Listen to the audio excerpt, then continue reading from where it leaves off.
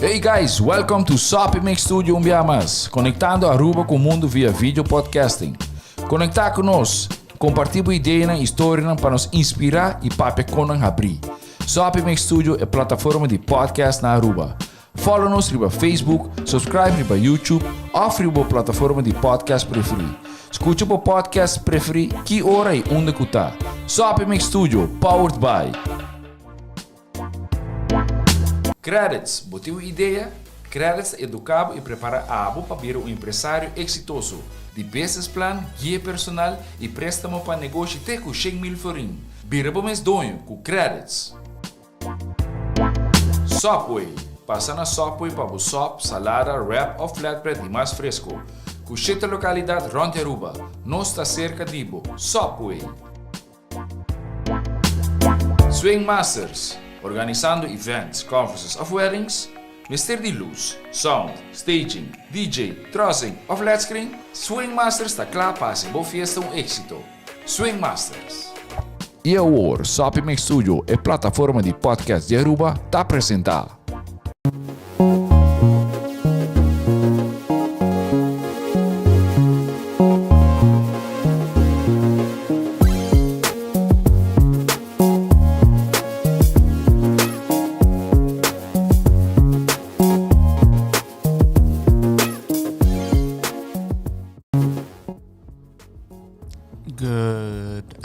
Good afternoon. Good morning, good afternoon. Good morning if you just woke up. I hope everybody's having a good Friday. Good Saturday. Good morning. And good luck to all of the students who are going to need to go study for their upcoming exams if they have them next week. Great. Yeah, that's good to wish the community well. Let's give a thanks to our sponsors, Subway, Swing Masters, and Credits, always supporting bringing people together through podcasting. Welcome to Tech Impact, everybody. And in spirit of this month, we're going to be having a future speaker. Ruth Lindor will come and we'll be talking about Cyber Week.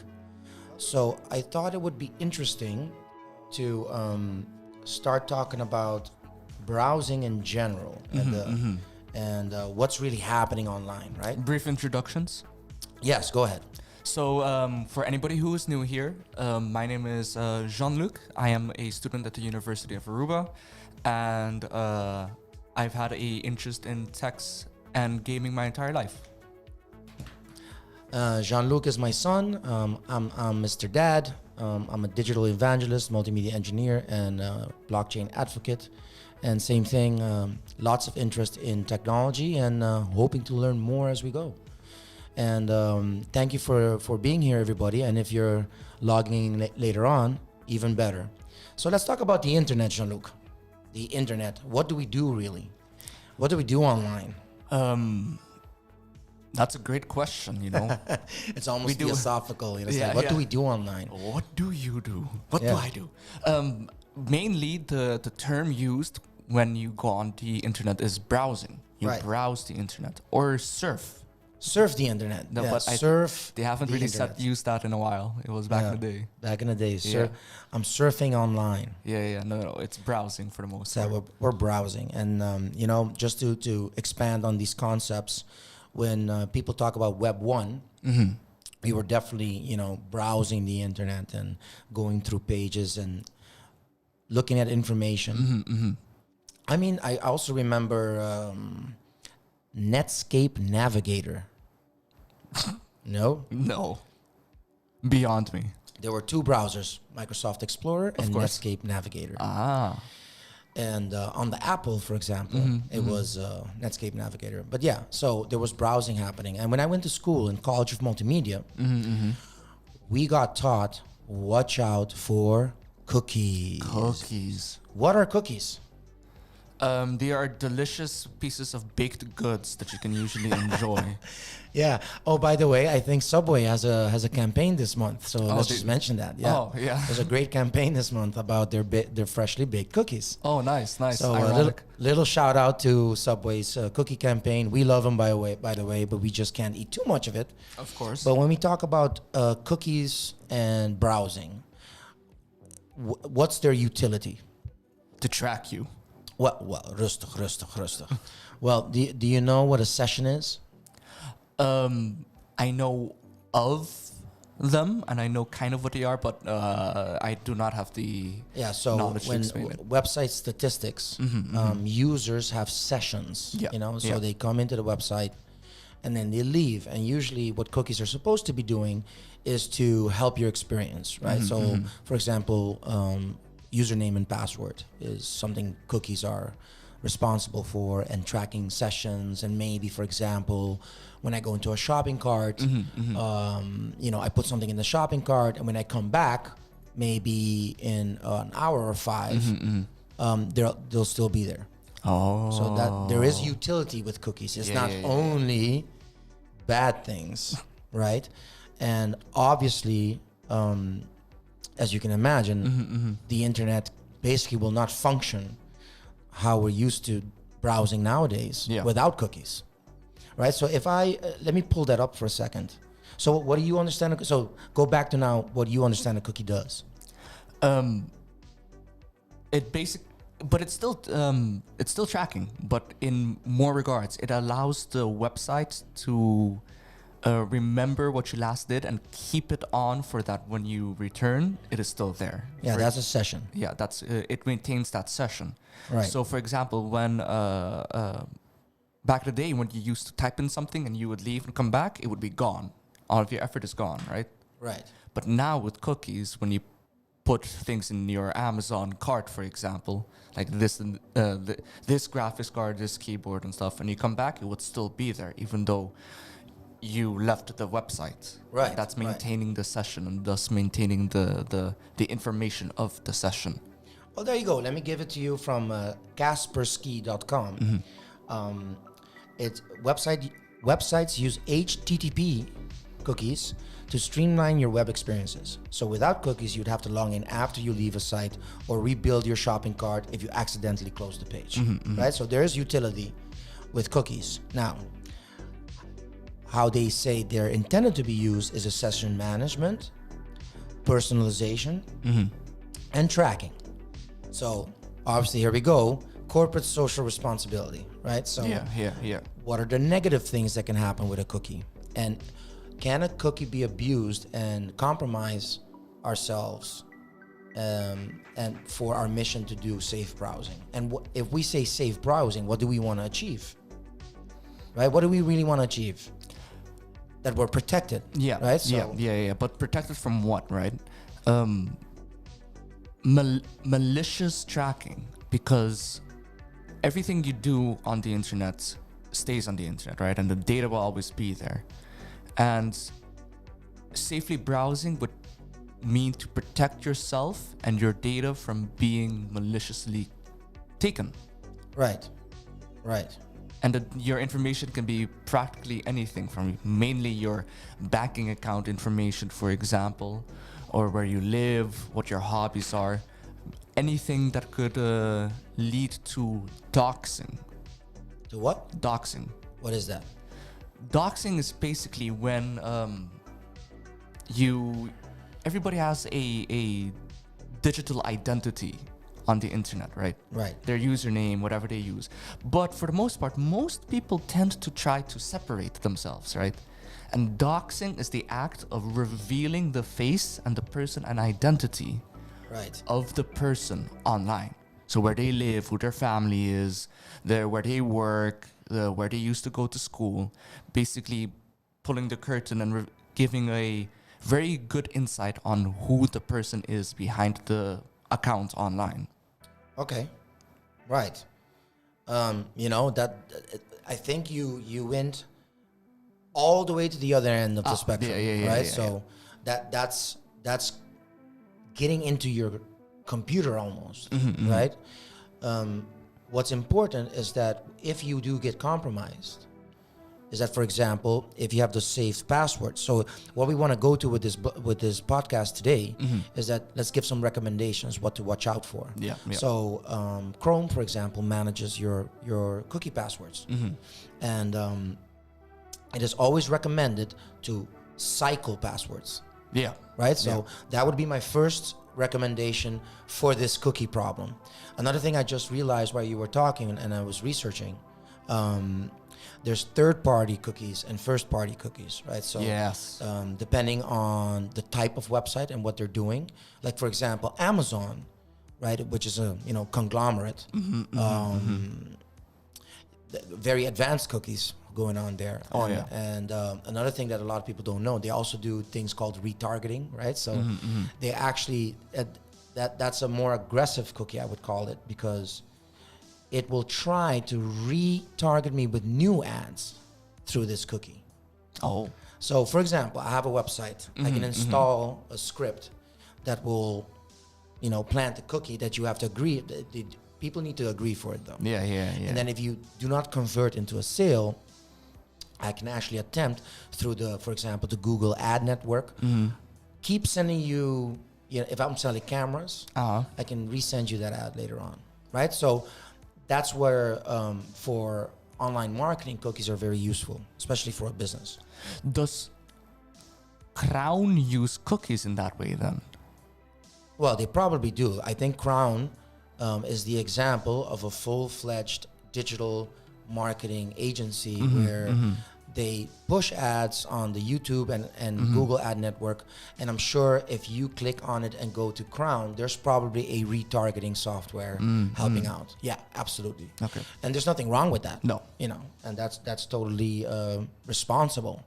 Because one thing though, if they are using software like Retargeter, there's a lot of liability that needs to be handled. So it's probably done. You have to put the terms and agreement. There has to be a disconnect page, a disconnect button. I don't know exactly, but it's all kosher. But again, let's go back to one recommendation that helps you be safe is, for example, have a couple of different passwords. Yeah.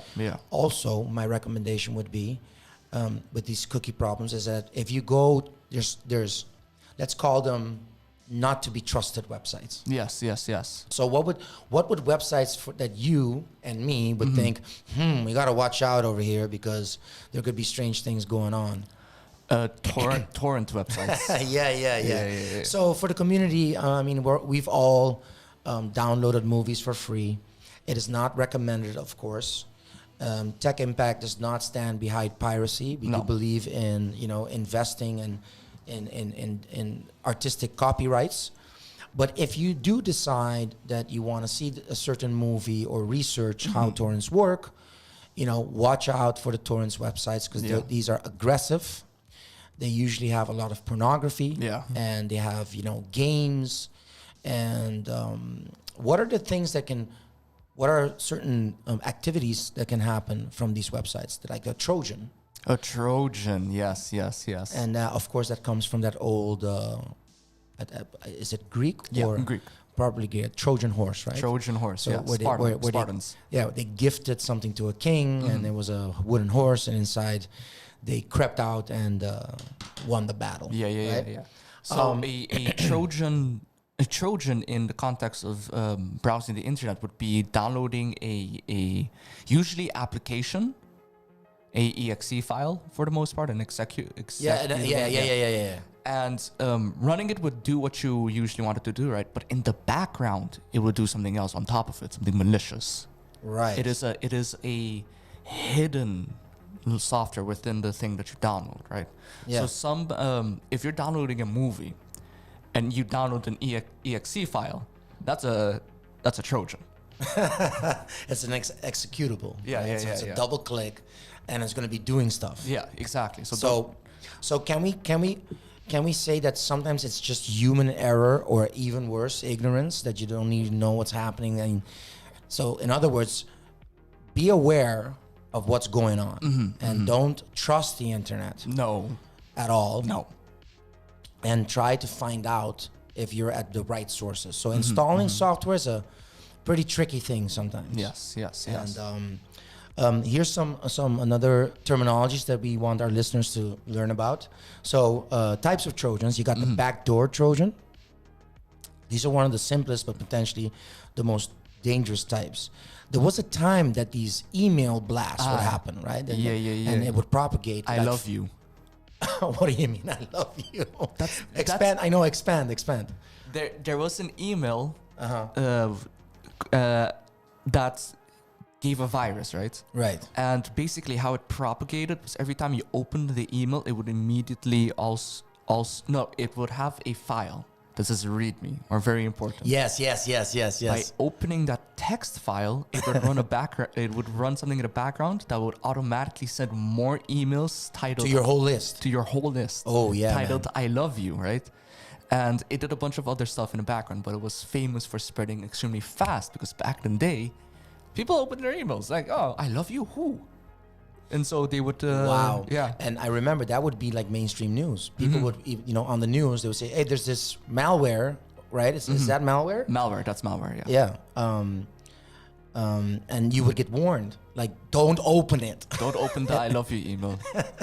Yeah. Here's another, I guess type of Trojan. It's called an exploit, obviously. Take advantage of the vulnerability within an application. Wow. So what does that mean? That a certain game that gets installed, that people can somehow get to it? Yes. For example, mainly online games. Right. You have to connect via servers, right? Yeah. And sometimes if you can connect via like a voice chat within the game, there might be an exploit in it that allows you to directly connect to the other person's computer because of the connection in the game. Right. I'll go for the last one. It's called dropper Trojans. Dropper? That's new. Let me cite it. Tell me. One of the best known dropper Trojans is the Emotet malware, which has now been rendered harmless, but which, in contrast to a backdoor Trojan, cannot execute any code on the PC itself. Instead, it brings other malware with it. For example, the banking Trojan trick bot and the ransomware Ryuk. So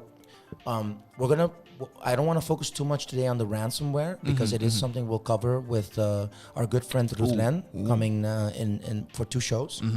But yeah, you can see that there's a lot of strange things happening, but what they're abusing is our constant need to, download stuff. This looks cool. Yeah, let's install it. So let's just be very careful, guys. And if you see a banner ad at some place that sells iTunes cards digitally, these are places I sometimes buy iTunes cards at Card Closet, for example.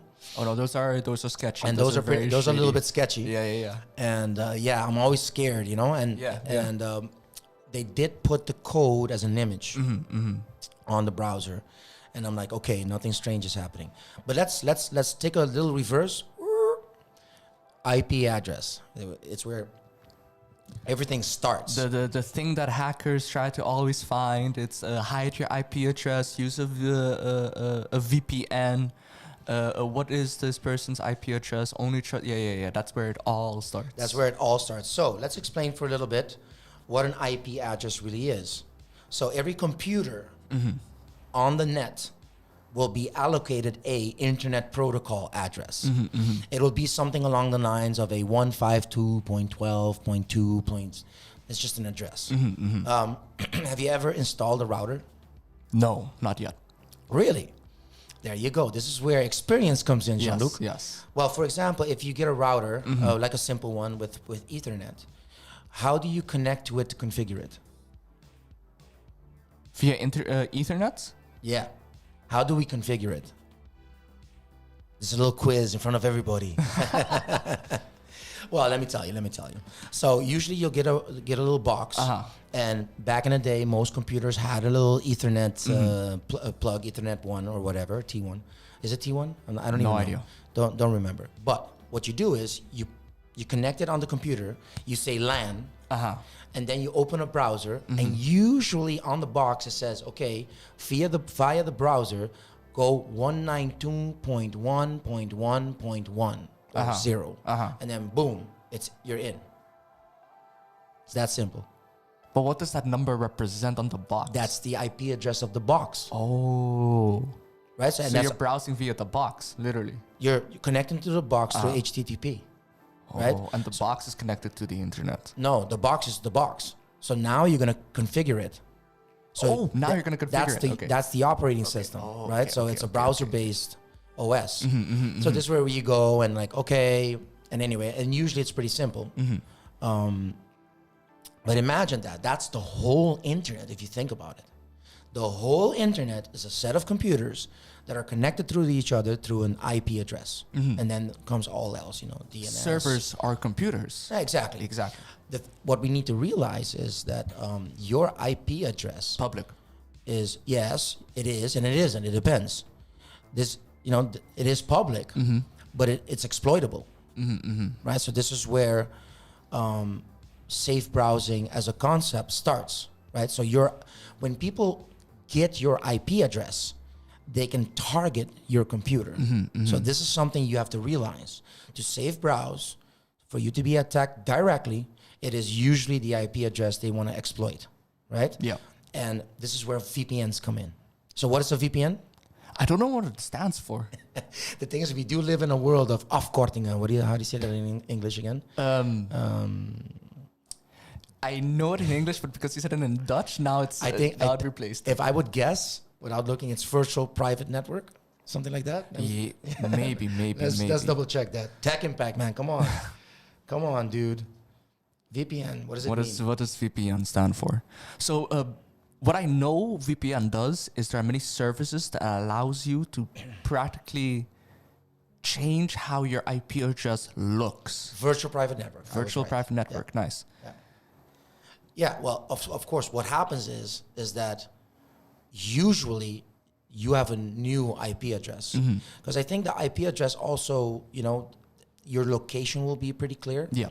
And they also, nowadays, when it comes to content, they're usually accessible through locations, right? Yeah, so region locked. Region locked. And back in our day, we used VPN just to get different Netflix, right? Just get access to things. We use VPN as well to watch the BBC, the free streaming content, or watch the Dutch networks, especially the NOS. They have a website, Aflevering Gemist, which means episode missed. Yeah. And they usually upload the content for their community, the public. And sometimes I can watch Dutch shows if I just use a VPN. And how does a VPN work? So for our listeners, is that you can allocate countries. Yeah. Right. So there's a list. Which VPN do you prefer? I used to use it on my phone. And which one? I used to use something that was called Ola VPN. Ola. Yeah. Cool. I think it was just a very simple Fire logo. It was free. It was free. Yeah. Well, recommended. And though some websites have gotten smart and it doesn't work anymore to them. Yeah. But it used to allow me to stream Spotify on the island, for example. Right. Yeah. So available on Android and App Store. So if you want to experience certain content that are not available, VPN is the tool. Yeah. Arguably, it can add a layer of safety, but that's not guaranteed. No. We are not experts. We're just very experienced internet browsers. Yeah. Right? So IP address, we covered that. Internet protocol, it's an address. Every computer has one, which means it's not you, it's just the computer you use. So I've also heard a lot, and I'm pretty sure a lot of our viewers also have, is always look for HTTPS instead of HTTP. What's up with that? Secure sockets, right? So the way I experience HTTPS, I've made 2 websites this month, 2 one-pagers in WordPress.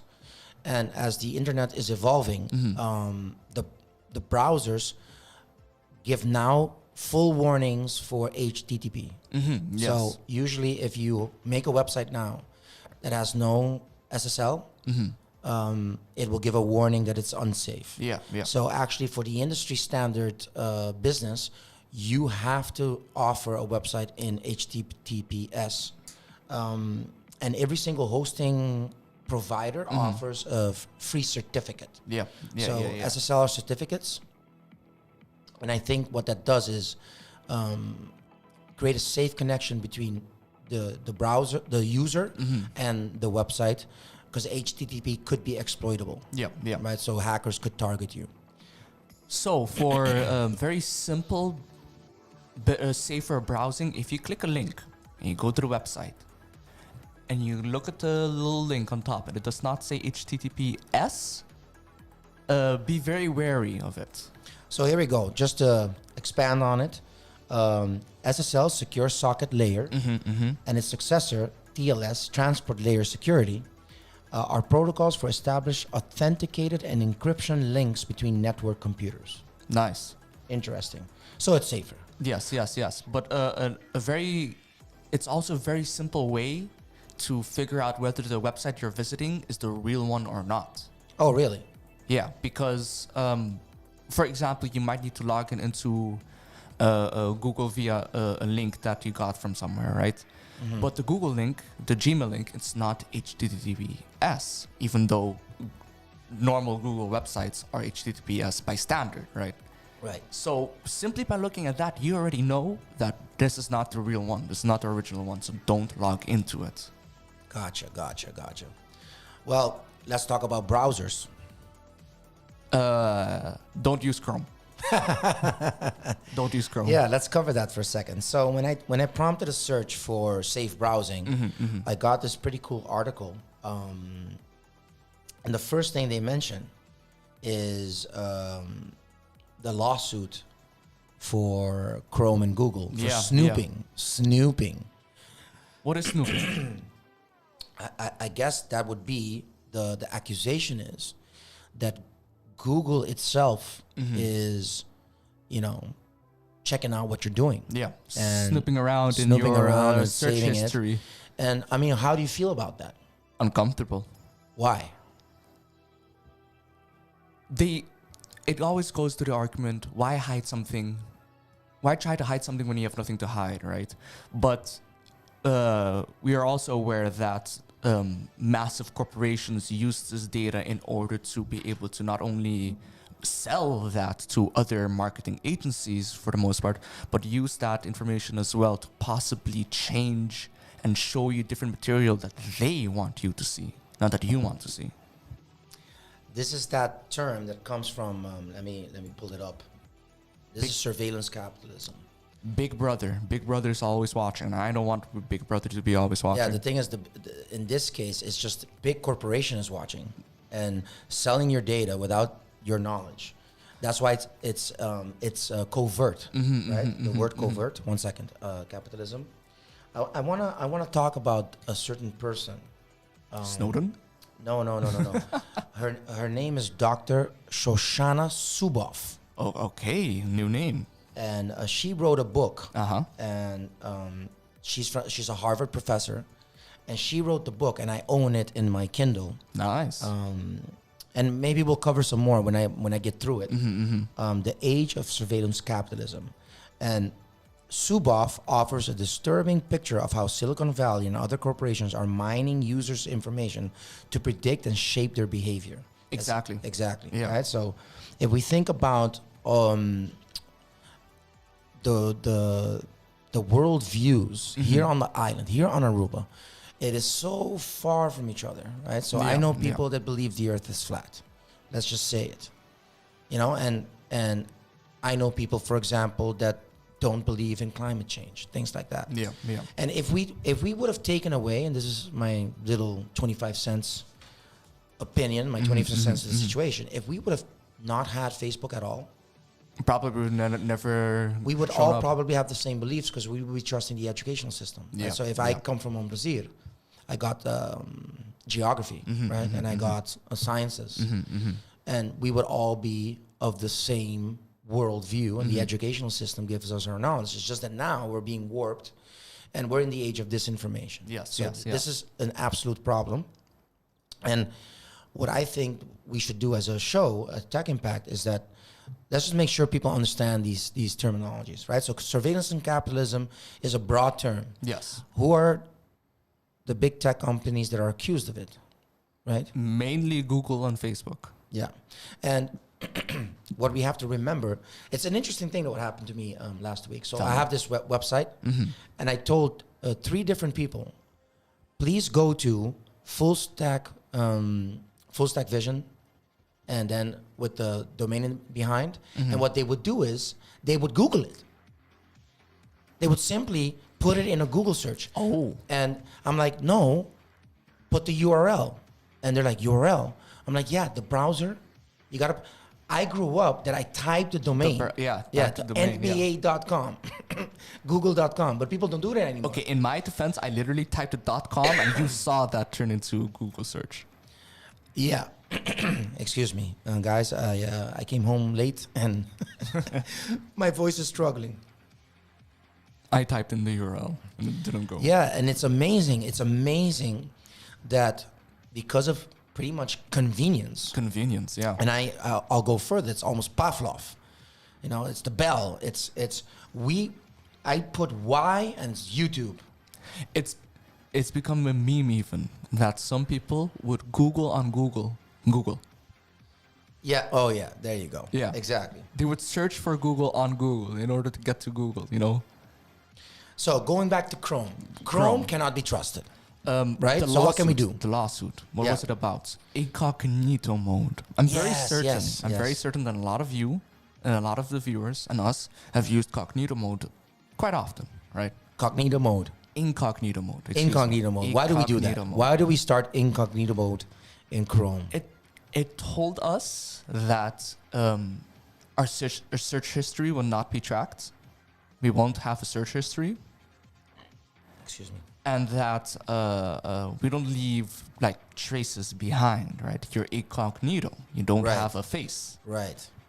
While in reality, a person found out that Google very well keeps track of what you are searching, that there's a search history, it's just not available to you. Exactly. Well, somebody figured out. Yeah, I got it right here. So Google must face lawsuit over snooping on incognito browsing. I always used to do it just so there's no browser history. Exactly. Right? Yeah. But yeah, I never really thought, oh yeah, I'm totally incognito. I'm going to have to do a little bit of a better job. And that's the message we should bring across, right?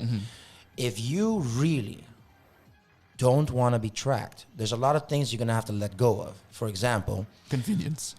Yeah, a lot of convenience, and you have to spend a little bit more time on what you want to be doing online. So YouTube and Google, no way you are going to escape because you're logged in, right? Yeah, so now there's an integration between Gmail and your browser and my browser. Yeah. They're users now, you know, and it's super convenient because all my cookies are in there. I can 3-click and buy from eBay, 2-click buy from Amazon, and the algorithms were great because all my interests come in. You know, my surf videos and photography videos, and I'm sure by the time this show is over, I'm going to get an ad for safe browsing.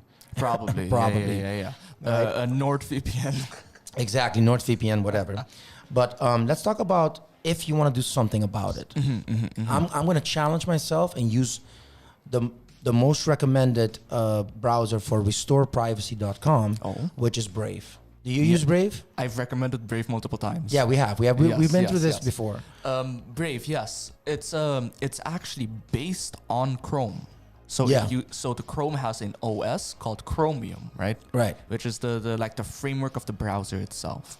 Yeah. So what you can do is when you download Brave, you can literally just transfer all of the information you have on Chrome, on your Chrome browser, and then just shove it into Brave, and then nothing's changed pretty much, except Brave has an automatic cookie blocker.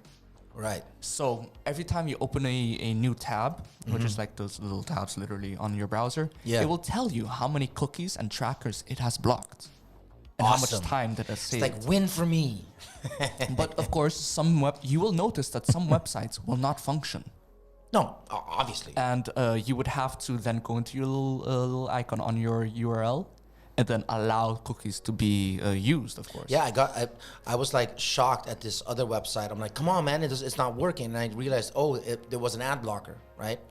But yeah, you're right. There's a block ads trackers by default. Protects against browser fingerprinting and even offers fingerprint randomization. Now, I don't even know what that means, but sounds great. It also it also has a integrated Tor browsing available as well. Yeah. And Tor is a very famous open source browser that was usually allowed to get into the Dark web. The dark web, the deep web. Ooh. Deep web. But Very private web, by the way. Yeah. But if you go into the dark web, you're actually in a place where everybody's trying to be as secure as they can. Yes. It's very strange, right? So Yeah. these people are protected. You can't just track them. you can't just no. So obviously, it does attract certain, dark activities. Yeah. But you can learn a lot from the dark web. A thing about Tor is how it works, as far as I remember, is that instead of connecting via servers, the Tor network is made out of routers who have been donated by the users to be used on the Tor network, and thus your IP address bounces and it's very difficult to track. In other words, is it a matrix within a matrix? Kind of, yeah. And pun intended, but as in a matrix, As in connections. Connections, yeah. right? Pun intended. But going on Brave, automatically upgrades to HTTPS everywhere, easy access to the Tor network. So you're right. And it also has integrated cryptocurrency wallets. Yes, browser rewards, right? And browsing rewards, yes. Right. So Go ahead. Very briefly, because Tor has automatic ad blocker, you still see some ads, right? But that's if you try to participate in the browsing rewards. So small little program where you basically get paid a little bit of crypto for as many ads as you watch, and you can choose to be either bombarded by ads or you see no ads, and the amount of reward you get for each depends on how many ads you watch. Yeah, but don't expect to get rich. No. This is more like you get something, but it would be equivalent to $50 of 9 hours of browsing. So you can browse and start making a living. The main goal of this is so that you can use this crypto, which is Brave's own crypto called BAT, Basic Attention Token. Basic attention token. Yeah. And some websites, for example, Twitter, integrated a tip button on your tweets, and it will look like a BAT symbol. And you can then send your BATs towards that user if they have it. OMG. Well, that's a whole other show. Yeah, we'll get to that. That's the Web 3.0 I'm talking about. Yeah. But that's different. We'll get there. Brave, use it. It's great. Yes, Brave. Let me give some other recommendations. There is a modified, tweaked Firefox. Yes, I'm gonna add this link now in our feed. So let me do that for a second, guys. Heba, Reiki Kok, Kuambaiswa. Yes, good friend of mine. We used to live in Holland together. Not together, but hang out a lot. Here we go. Firefox modified and tweaked. I think there is a way that you can just adjust it yourself. So you have to go into your preference. It's in the link, but obviously there's custom, choose which trackers and scripts to block. There's cookies, tracking content, crypto miners, and fingerprinters. Crypto miners? Yeah, I'm seeing a screenshot right here on privacy and security. Right? So, but that's good. It's all there. Interesting. Very interesting. But Firefox highlights is it's open source code, active development with frequent updates, excellent privacy features, many browser extensions, and telemetry and tracking needs to be manually disabled, and other modifications. Let's go back to Brave. Nice and simple. And also Tor browser is classic. Yeah, that's a classic. I would highly recommend to just check it out. Check it out, learn about it. But let's compress, right? Let's compress and give the little synopsis. So, learn a little bit for our listeners, right? So learn a little bit about what IP really is. Yeah, it's an internet protocol address. Cookies is it's basically staying in touch with you as a user, as a browser, as a session. Even when you're not on the website anymore. Yes. And so just learn a little bit more about cookies and be careful about cookies. Yeah, yeah. You know, so obviously big tech is a little bit different. The safe browsing is not really the issue. It's just that, are you okay with being a piece of data that is being sold without your consent? And then we would highly recommend, start exploring other ways of browsing the internet. Look for other video providers. There are a lot of videos and articles about giving and enlightening people about the options of safer browsing. Exactly. Another thing that I've been doing now almost a year and a half, I've exclusively used DuckDuckGo. Yes. So DuckDuckGo is a search engine, right? And basically markets and promises not to track you.